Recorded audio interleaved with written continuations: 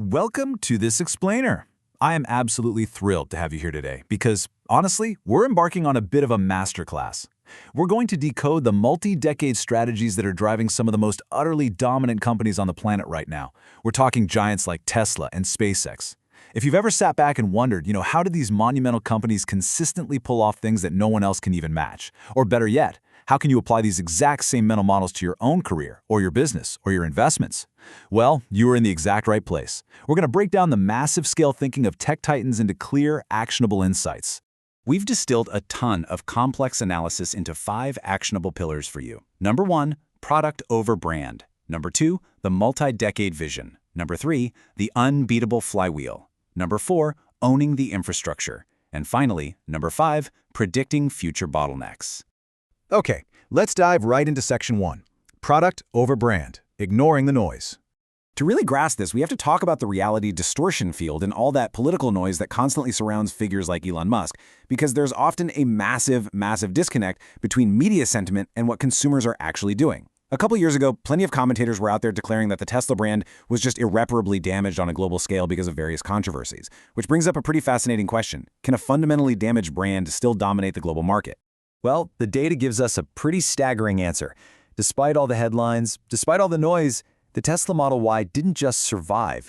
It became the #1 selling EV in California, the entire US, Europe, and China. It's wild, and it proves a foundational tech titan strategy. If you build the absolute best product, word of mouth and sheer product superiority will just bulldoze right through brand friction. The product creates the brand, not the other way around.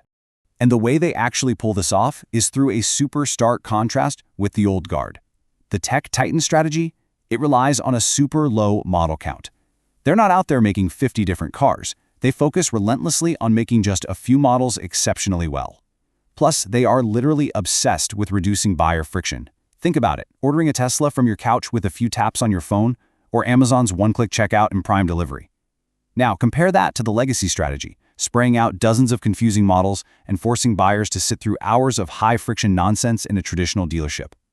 Eliminating friction isn't just a nice-to-have, it's a massive competitive advantage. Whether you're building a startup, running a team, or selling a service, ruthlessly cutting friction is how you win. All right, moving on to section 2, the multi-decade vision, thinking in generations, because reducing friction is really just step 1. True dominance requires a massive structural shift in how you look at time. We are all so used to the Wall Street hype machine, right? The mindset that completely obsesses over 90-day earnings increments. It's always about, well, what did the company do this quarter? But the tech titan mindset, they operate on multi-decade horizons. They deploy what we call patient capital. You don't get a return on a massive investment like SpaceX or Blue Origin in a couple of quarters. You measure it in decades. If you're shaping your own investment portfolio or plotting out a long-term career, this shift in perspective is absolutely everything. These visionaries are playing a completely different game than the analysts covering them on TV. There's this fantastic quote from Jeff Bezos that perfectly captures this whole mindset. He says that space travel has actually been a solved problem since the 1960s. If you don't care about the cost. What titans like Bezos and Musk are doing isn't just pure invention from scratch. They are ruthlessly driving down costs over decades to make these historic, paradigm-shifting technologies economically viable for all of humanity. Which brings us to section 3, the unbeatable flywheel, Chamath's $2 trillion thesis. Because that multi-decade patience, it creates some incredible financial mechanisms. $2 trillion. That's a T, folks. That is the massive potential valuation investor Chamath Palihapitiya sees for SpaceX. Now, to justify buying into a company at a steep premium based on its current revenue, you have to really understand the very specific, cascading business mechanism that's churning right beneath the surface. And the secret here is a ruthless, cascading flywheel. It works like this. SpaceX generates massive revenue. We're talking projected hits of $40 to $45 billion in the near future. But the magic is in what they do with that revenue. That income gives them the operating leverage to build a massive capital moat. Then, that sheer volume of cash accelerates their technology moat. And as that tech scales up, it locks in an execution and learning moat that competitors literally can't catch up to. Once this flywheel starts spinning, it's like a giant engine of compounding advantages. It's virtually unstoppable. Let's look at section 4, owning the infrastructure, the ultimate monopoly. Because once that flywheel is spinning at top speed, where these titans aim it? They aim it right at the foundational layers of an industry. To really get this modern tech strategy, we kind of have to anchor it in history for a second. Think about John D. Rockefeller. He didn't just drill for oil. He realized the real power was in controlling the transportation, the railroads. Once he completely dominated the distribution infrastructure, the other oil companies basically had no choice but to surrender and sell to him. And then he systematically lowered costs across the entire industry. Controlling the underlying infrastructure is the proven historical path to total market control. So, bringing that historical analogy back to right now, SpaceX is essentially running the exact same play with Starlink. The Starlink V3 upgrades represent a massive, and I mean massive, 10.7 times leap in capacity. With plans to launch over 100,000 satellites, they aren't just putting a cool product in the sky. They are centralizing the internet's entire infrastructure in space. They're building the modern-day railroads, completely bypassing the need to physically drill fiber optic cables into the dirt. Which leads to this incredibly bold prediction from Elon Musk.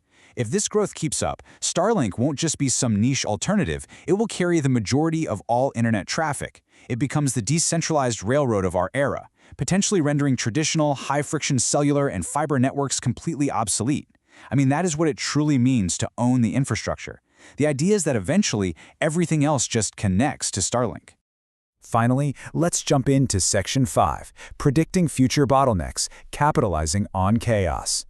The ultimate strategic flex of a tech titan isn't just building the infrastructure of today. It's anticipating exactly where the industry is going to choke before anyone else even sees it coming. Right now, literally everyone is hyping up AI software. But visionary investors, like Cathie Wood, they're already looking at the next phase, agentic or physical AI. This is artificial intelligence that actually drives physical actions in the real world. We're talking robotic hardware and complex autonomous systems. And here's the thing.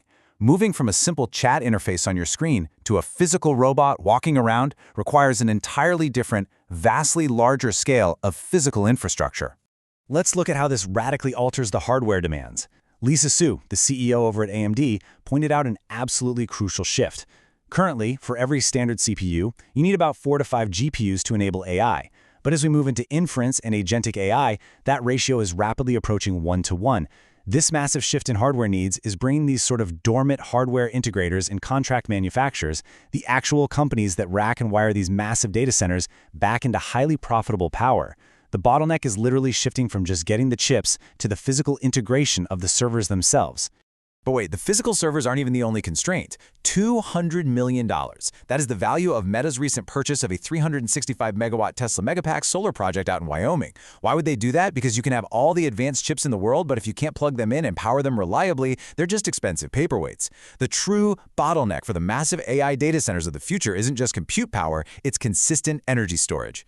Tech titans saw this coming years ago, and they've been quietly building the battery infrastructure that the rest of the tech world is only just now realizing they desperately need.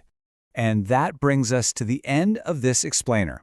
We've seen how ignoring the noise, thinking in multi-decade timelines, building those compounding flywheels, and outright owning the infrastructure is how these titans completely dominate. So I want to leave you with a bit of a challenge today. Stop looking at the 90-day earnings reports. Look at the multi-decade opportunities that are unfolding right in front of us right now. If the ultimate playbook relies on predicting the next massive constraint, what do you think is the next big bottleneck just waiting to be solved? Keep learning, keep questioning everything, and I will see you in the next explainer.